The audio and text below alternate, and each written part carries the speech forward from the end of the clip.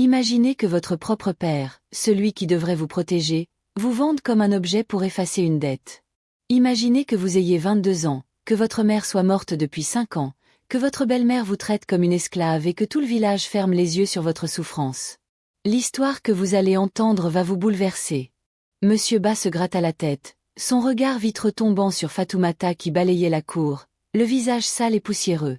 Il éclata d'un rire méchant, presque triomphant.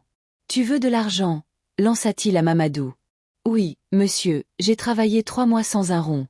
Payez-moi aujourd'hui » répondit Mamadou d'une voix ferme mais fatiguée. Monsieur Ba pointa alors sa fille du menton. « Eh bien, prends cette fille à la place, elle ne vaut rien. Laisse-la partir en ville avec toi. Ça fera une bouche de moins à nourrir. » Fatoumata laissa tomber son balai, les yeux écarquillés de choc. « Papa, s'il te plaît, non » supplia-t-elle, la voix brisée. « Tais-toi » cria-t-il. « Tu devrais être heureuse que quelqu'un veuille de toi enfin. » Madame Diarra croisa les bras, un sourire cruel aux lèvres. « Très bien, qu'elle parte. Une bouche de moins à nourrir. » Fatoumata tomba à genoux, les larmes coulant sur ses joues poussiéreuses, suppliant en vain. Personne ne l'écouta. Personne ne bougea pour elle. Fatoumata vivait dans le petit village poussiéreux de Kolda, au Sénégal, où le sable rouge recouvrait chaque sentier et où la faim semblait danser dans les maisons modestes. À 22 ans, elle portait déjà le poids d'une existence écrasante. Depuis la mort de sa mère 5 ans plus tôt, aucune peine ne lui avait été accordée. Son père, Monsieur Ba, autrefois fermier doux et travailleur, s'était transformé en ivrogne cruel. Il avait épousé Madame Diarra, une femme au cœur dur qui détestait Fatoumata avec une violence quotidienne. Elle l'obligeait à cuisiner pour toute la famille, à aller chercher du bois loin dans la brousse, à balayer la cour jusqu'à l'épuisement, à trimer à la ferme du lever au coucher du soleil et parfois à se coucher sans avoir mangé. Le village entier la méprisait en silence, murmurant sur son sort, sans jamais oser affronter la folie de Monsieur Ba. Ce qu'elle ignorait encore, c'était que cette souffrance quotidienne allait bientôt basculer d'une manière qu'elle n'aurait jamais imaginée. Puis arriva Mamadou, un jeune homme venu de la ville. Ses vêtements étaient usés jusqu'à la trame, ses chaussures trouées laissaient voir la poussière, mais ses yeux brillaient d'une vivacité rare. Depuis 3 mois, il travaillait à la ferme de Monsieur Ba. Il coupait les broussailles sous un soleil impitoyable, plantait du manioc, portait des charges lourdes qui lui brisaient le dos. Malgré tout cet effort, Monsieur Ba refusait systématiquement de le payer. « Reviens la semaine prochaine. Demain, je te paierai quand j'aurai vendu quelque chose » répétait-il chaque fois. Mais rien ne venait jamais. Mamadou revenait patient, espérant toujours. Ce jour-là, il rentra épuisé, la colère montant enfin. « Monsieur, s'il vous plaît, j'ai besoin de mon argent aujourd'hui » dit-il d'une voix calme mais déterminée. Monsieur Ba, assis sur son tabouret bancal, se gratta la tête en ricanant. Son regard balaya la cour et s'arrêta sur Fatoumata qui balayait machinalement, le visage marqué par la fatigue. Il rit plus fort. « Tu veux de l'argent ?»« Oui, monsieur. 3 mois de travail. Payez-moi. » Monsieur Ba pointa sa fille. « Eh bien, prends cette fille à la place. Elle ne vaut rien pour moi. Emmène-la en ville, ça fera une bouche de moins à nourrir. » Mamadou resta figé un instant, confus. « Prendre qui ? » ?»« Ta femme maintenant. Elle est à toi. Pars avec elle. » Le cœur de Fatoumata se serra comme dans un étau. Elle lâcha le balai, les mains tremblantes. « Papa, s'il te plaît, non. » La voix cassée par les larmes. « Tais-toi » hurla-t-il. « Tu devrais remercier le ciel que quelqu'un veuille de toi. » Fatoumata tomba à genoux dans la poussière, suppliant, pleurant, les mains jointes. « Papa, je t'en prie. » Mais personne ne bougea, personne ne l'aida. Mamadou la regarda longuement. Elle était brisée, mais sa beauté intérieure transparaissait malgré la saleté et la fatigue. Quelque chose en elle le toucha profondément. « Elle est belle » murmura-t-il pour lui-même. « Que dis-tu » grogna Monsieur Ba. « Je la prends » répondit Mamadou simplement, sans hésiter davantage. Cette décision allait changer sa vie à jamais, la propulsant d'un enfer qu'elle n'aurait jamais osé espérer. Fatoumata rassembla ses maigres affaires dans un sac plastique noir, les larmes coulant sans bruit. Personne ne l'embrassa. Personne ne lui souhaita bonne chance. Son petit demi-frère se cacha derrière la maison, pleurant en silence et lui faisant un signe timide de revoir. Elle suivit Mamadou sur la route poussiéreuse, Le cœur lourd mais sans choix.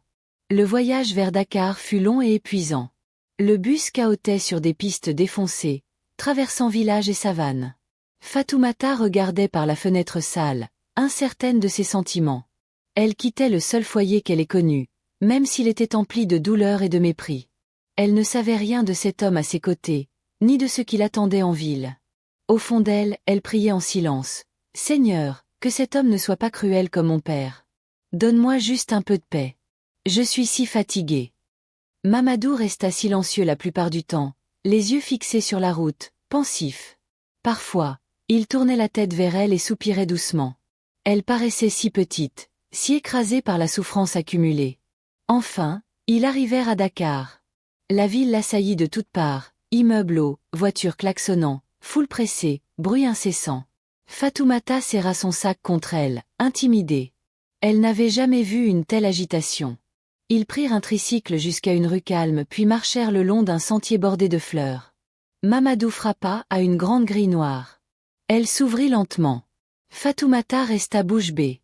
La propriété était immense, impeccablement entretenue. La maison principale, blanche et élégante, semblait sortie d'un rêve. Des fleurs partout, une petite fontaine murmurante. Ils contournèrent la grande maison et s'arrêtèrent devant un bâtiment modeste mais propre à l'arrière. Une chambre, un salon, une cuisine minuscule, une salle de bain. « C'est ici que je vis », dit Mamadou en souriant doucement. Fatoumata observait, émerveillée. L'endroit était simple mais propre, paisible. « Je viens d'obtenir un poste d'agent de sécurité depuis quelques jours, » expliqua-t-il. « La propriétaire est très gentille.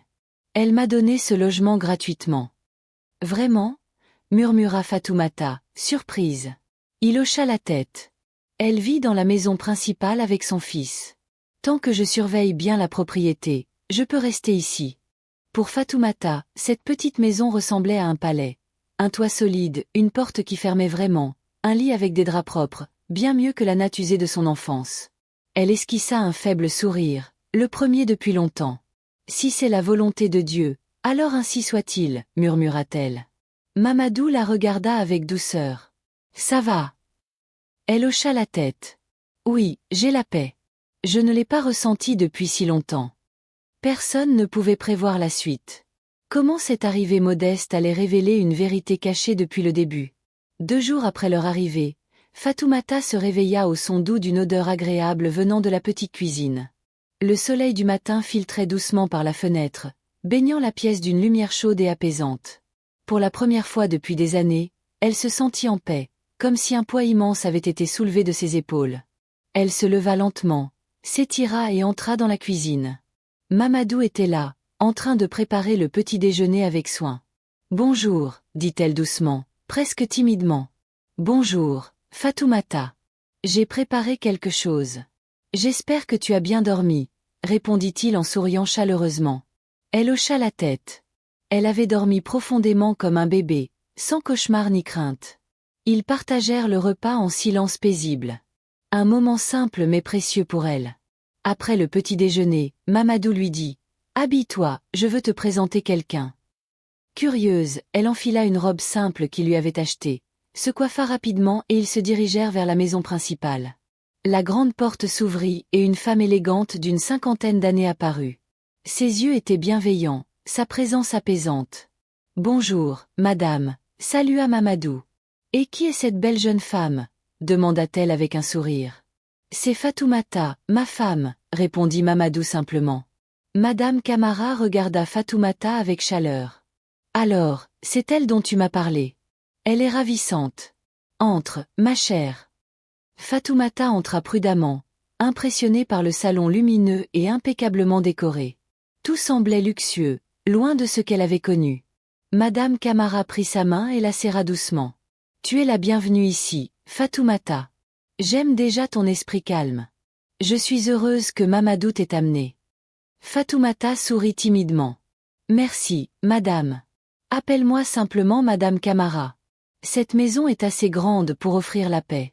Si tu as besoin de quoi que ce soit, dis-le-moi. » Après une courte conversation pleine de gentillesse, ils retournèrent au petit logement.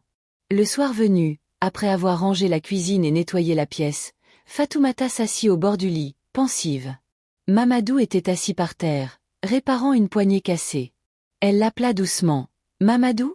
Oui. Répondit-il en levant les yeux. Puis-je te dire quelque chose? Il posa son outil et l'écouta. Elle jouait avec ses doigts, nerveuse. Quand mon père a dit que je devais te suivre en ville, je me suis sentie inutile, comme un objet jeté. Je pensais que tu serais pire que lui. Peut-être que tu hurlerais, me frapperais ou me traiterais comme une esclave. Les yeux de Mamadou s'adoucirent. Je pensais que tu serais pire que lui, continua-t-elle, la voix se brisant. Des larmes montèrent. Mais tu ne m'as pas maltraité. Tu m'as donné la paix. Tu m'as respecté. Tu es même cuisiné pour moi. Je veux te dire merci. Je ne regrette plus d'être venu ici. Mamadou se leva lentement et prit sa main. Je ne te ferai jamais de mal, Fatoumata. Ce n'est pas le genre d'homme que je veux être. Il ajouta doucement. Tu sais, je t'ai aimé dès le premier jour où je t'ai vu à la ferme. J'ai voulu parler à ton père, mais j'avais peur qu'il m'insulte ou me chasse parce que je n'avais rien. Alors, quand il m'a dit de te prendre au lieu de me payer, j'ai été surpris. Mais au fond, j'ai su que c'était une porte qui s'ouvrait. Fatoumata baissa les yeux. Je ne t'aime pas encore, Mamadou, dit-elle doucement. Je sais, répondit-il rapidement. Prends ton temps. Elle hocha lentement la tête puis ajouta. Mais j'aime beaucoup la façon dont tu me traites. Comme si j'avais de la valeur, comme si je n'étais pas une erreur. Il sourit. C'est parce que tu es une reine, Fatoumata. Tu as juste été cachée dans le mauvais palais. Elle rit doucement et sécha une larme.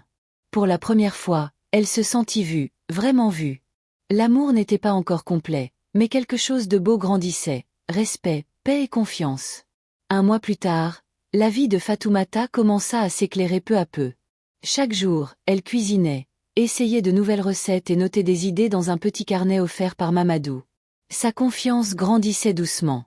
Un après-midi ensoleillé, alors qu'elle aidait Madame Camara à porter des courses, la femme l'invita à s'asseoir. « Fatoumata, assieds-toi un moment. » Elle essuya ses mains et obéit. Madame Camara sourit. « Mamadou m'a parlé de toi. Il dit que tu es une excellente cuisinière. Je suis d'accord. Tu es humble et travailleuse. » Fatoumata resta bouche bée, les larmes aux yeux. « Merci, madame. » Madame Camara poursuivit. « Ma cuisinière est partie à l'étranger et j'ai besoin de quelqu'un en qui j'ai confiance pour la remplacer.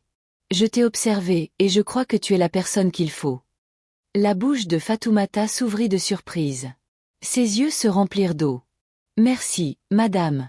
Je ne sais pas quoi dire. » Madame Camara lui prit la main. « Tu le mérites. » Fatoumata, encore tremblante de joie, ajouta. « Je veux aller à l'université. J'ai dû arrêter après le secondaire pour des raisons familiales, mais j'aime apprendre et je veux reprendre mes études. » Le visage de Madame Camara s'illumina. « Tu veux aller à l'université? C'est un beau rêve.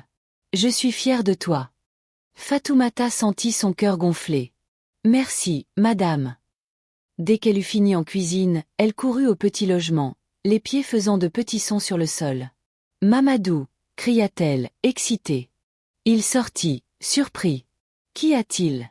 Pourquoi cries-tu comme ça? » Madame Camara m'a dit que je pouvais devenir la nouvelle cuisinière de la maison et qu'elle me paierait chaque mois, s'exclama-t-elle.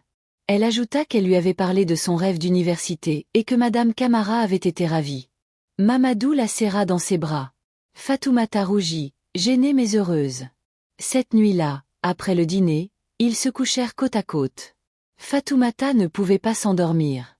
Tant de pensées tournaient dans sa tête. Après un long silence, elle se tourna vers lui. « Mamadou. »« Oui, » répondit-il. « Puis-je te poser une question? »« Bien sûr. »« Pourquoi ne m'as-tu pas touché depuis que je suis arrivée? » demanda-t-elle doucement. Mamadou fut surpris par la question. Fatoumata expliqua. « Nous sommes mariés, beaucoup d'hommes auraient. » Mamadou s'assit contre le mur et répondit calmement. « Tu as raison. Beaucoup d'hommes auraient agi différemment. Mais je ne suis pas l'un d'eux. Je ne t'ai pas amené ici pour t'utiliser. Je t'ai amené pour t'aimer, te protéger et prendre soin de toi. Je vois la douleur dans tes yeux, même quand tu souris. Je ne veux pas ajouter à ta souffrance. Je veux que tu sois prête, que ton amour vienne de toi librement, sans pression. Quand ton cœur dira oui, alors je serai prêt. » Ces paroles firent couler des larmes sur les joues de Fatoumata. Elle n'avait jamais entendu de telles choses auparavant. Tu le penses vraiment? Demanda-t-elle. Oui. Tu n'es pas rien. Tu es tout. Tu es forte et spéciale. Quand viendra ce moment, je serai là. Elle sourit, essuya ses larmes et lui dit « Merci ». Il l'embrassa doucement sur le front. « Dors bien, ma reine ». Pour la première fois, Fatoumata se sentit en sécurité dans les bras d'un homme. Pas seulement un mari, mais un ami véritable. Ce qu'elle ignorait encore, c'était que cette patience et ce respect allaient bientôt être mis à l'épreuve d'une façon inattendue. 2 jours plus tard, Fatoumata commença à travailler comme cuisinière dans la maison principale. Un matin, alors qu'elle préparait la soupe préférée de Madame Camara, la porte de la cuisine s'ouvrit. Un grand jeune homme se tenait là, la regardant. C'était Karim, le fils unique de Madame Camara. Il la contempla un instant, puis sourit. « Waouh, tu es vraiment belle.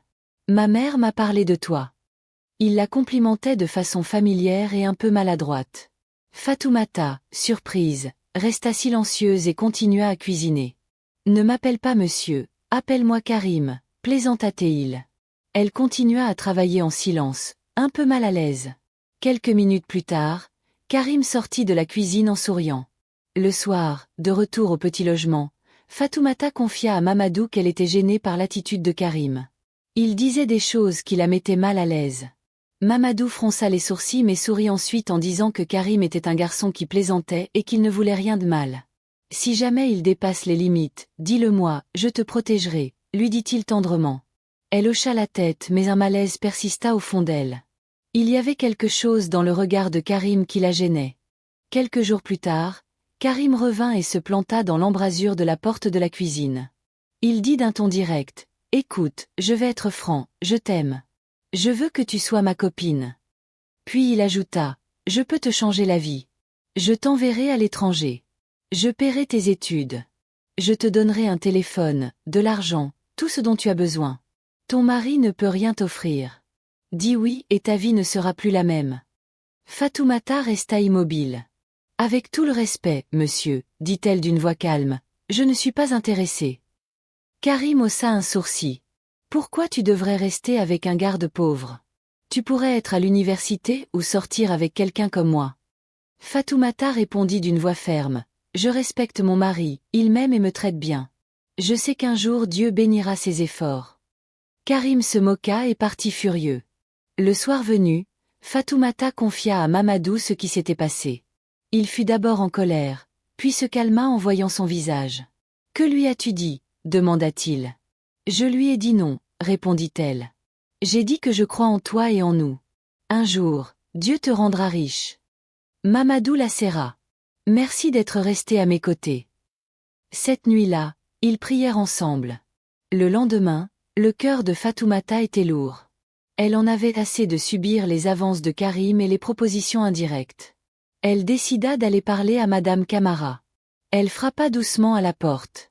Madame Camara ouvrit et l'invita à entrer. Fatoumata expliqua calmement la situation. Karim l'avait dérangée, faisait des promesses et disait qu'il ferait renvoyer Mamadou si elle acceptait.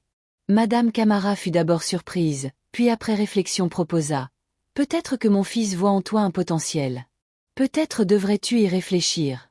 Nous pouvons t'offrir l'éducation que tu souhaites et même aider Mamadou. » Fatoumata resta immobile, la main tremblante, mais sa voix resta ferme. « Avec tout le respect, madame, je ne vends pas ma dignité. Je n'ai pas épousé Mamadou pour l'argent. Il m'a donné la dignité que mon propre père m'a ôtée. Je quitterai ce foyer plutôt que de trahir mon mari. » Madame Camara ouvrit la bouche, mais Fatoumata leva la main et ajouta. « Si votre fils ne cesse pas, nous partirons. » Fatoumata quitta la maison, le cœur en feu. Elle était blessée, mais certaine d'une chose, elle aimait Mamadou. De retour au petit logement, elle trouva une pile d'argent posée sur la petite table. Elle resta figée. « Mamadou, que se passe-t-il? D'où vient tout cet argent ?» demanda-t-elle.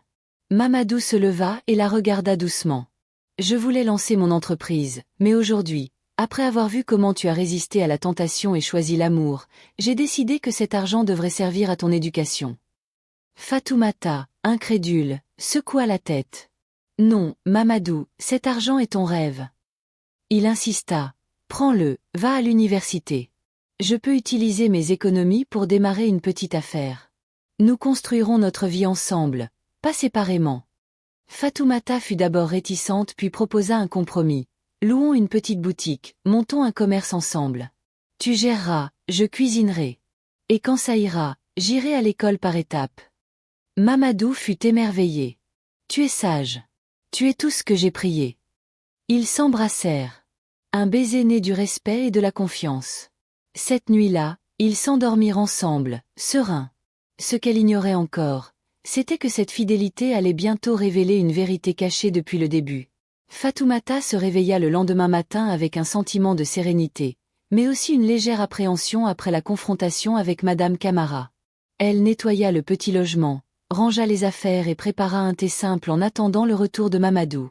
Son cœur était encore lourd à cause de la conversation de la veille, mais sa décision restait ferme. Elle ne trahirait pas l'homme qui lui avait redonné sa dignité. Puis on frappa doucement à la porte. Elle ouvrit et trouva Madame Camara et Karim debout devant elle. Ils entrèrent sans attendre d'invitation. Karim baissa la tête, l'air penaud. Madame Camara prit la parole la première. « Nous sommes désolés, Fatoumata. Tu es l'épouse de Mamadou maintenant. Nous t'avons appelé notre fille hier et nous le pensons vraiment. » Fatoumata resta confuse, ne sachant quoi répondre. Madame Camara et Karim repartirent peu après, la laissant perplexe. Le soir venu, Mamadou rentra enfin. Il s'assit près d'elle et prit une profonde inspiration. « Fatoumata, il faut que je te dise la vérité. » Elle le regarda, inquiète. Karim n'est pas seulement le fils de la propriétaire. Karim est mon frère cadet et Madame Camara n'est pas ma patronne, elle est ma mère. Fatoumata fut stupéfaite, les yeux écarquillés. « Quoi ?» murmura-t-elle, la voix tremblante. Mamadou continua, les yeux baissés. « Je suis désolé de t'avoir menti. Je n'avais pas prévu de garder cette tromperie aussi longtemps. Je voulais seulement savoir si quelqu'un pouvait m'aimer pour moi et non pour mon argent ou mes origines. J'ai été brisée trop de fois. Des femmes venaient pour ma richesse et partaient quand je refusais de continuer à les gâter. » Fatoumata s'assit lentement, encore sous le choc. « Tu es allé loin, Mamadou. Tu n'aurais pas dû faire ça. » dit-elle doucement, sans colère excessive, mais avec une pointe de tristesse. « Je sais, mon amour. Tu as tous les droits d'être en colère. Pardonne-moi. » Il y eut un silence long, chargé d'émotion. Puis Fatoumata sourit légèrement, le taquinant. « D'accord, je te pardonne, mais tu me dois quelque chose. » Il rit doucement. « Crois donc. Tu me dois une voiture et un manoir pour m'avoir menti, » répondit-elle en riant à son tour. Il éclata de rire. Soulagé. « Ce n'est rien, ma reine. Considère-le comme réglé. » Ils rirent ensemble, s'étreignirent et s'embrassèrent profondément, pleins d'amour et de soulagement. La vérité était enfin révélée. Plus aucun mensonge, plus de faux semblants. La nouvelle se répandit rapidement dans la ville et au-delà. Mamadou, le pauvre agent de sécurité, était en réalité l'héritier d'une grande fortune familiale, cachée volontairement pour tester la sincérité des gens autour de lui. Quand la rumeur parvint au village de Kolda, M. Bafayi s'étouffait avec son vin de palme. Ses yeux devinrent rouges de honte. Il appela immédiatement sa fille. « Ma fille, pardonne-moi, » dit-il d'une voix humble et tremblante au téléphone. « J'ai été aveugle. Je n'ai pas su que Dieu t'avait béni. » Fatoumata resta silencieuse un instant. « Je ne veux pas que ta seconde épouse, Madame Diarra, vienne habiter ici. »« Ma fille, pardonne-moi, » supplia-t-il encore. « Non, » répondit-elle d'une voix plus ferme. « Je veux rester loin de toi et de ta méchanceté. Si jamais tu as besoin d'aide pour quelque chose d'important, appelle-moi, mais ne viens pas pour des histoires insignifiantes. Prends bien soin de ta misérable épouse. » Elle raccrocha et murmura. « Merci, Seigneur, d'avoir mis Mamadou sur mon chemin. » Ce qu'elle ignorait encore à ce moment, c'était que cette fidélité inébranlable allait ouvrir les portes d'un avenir qu'elle n'avait osé rêver. Des années plus tard, Fatoumata enfila sa blouse blanche et traversa la scène de la remise des diplômes sous les applaudissements nourris. Elle était désormais docteure en médecine, un parcours qu'elle avait construit pas à pas, soutenu par l'amour et la patience de Mamadou. Dans la foule, Mamadou fut le plus bruyant. « C'est ma femme. Viens ici, ma belle grande femme !» cria-t-il, les yeux brillants de fierté. Après la cérémonie, il la serra fort contre lui. « Je suis tellement fier de toi, ma chérie. Tu es mienne pour toujours. » Elle sourit, émue. Merci d'avoir cru en moi. Ils s'embrassèrent tendrement sous les regards attendris. Un après-midi paisible. Mamadou emmena Fatoumata en voiture.